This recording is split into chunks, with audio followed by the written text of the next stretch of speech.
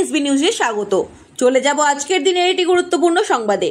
মেদিনীপুর শহরে ভারী নিম্নচাপের জেরে বৃষ্টিপাত, জলমগ্ন গোটা এলাকা, নাকাল শহরবাসী। শুক্রবার ভোররাত থেকে মেদিনীপুর শহরে শুরু হয় এক নাগাড়ে মুষলধারে বৃষ্টি। মাঝে 1 ঘন্টার বিরতি থাকলেও বেলা বাড়ার সঙ্গে সঙ্গে ফের বাড়ে বৃষ্টির দাপট।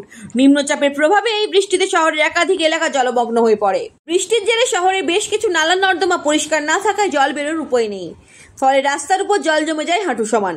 শহরের কেশপাট, বটতলা, বিদ্যাসাগর পল্লী, মেচুয়াপাড়া, গোবিন্দপল্লী সহ একাধিক এলাকার মানুষজন ঘর থেকে বেরিয়ে বিপাকে পড়েন।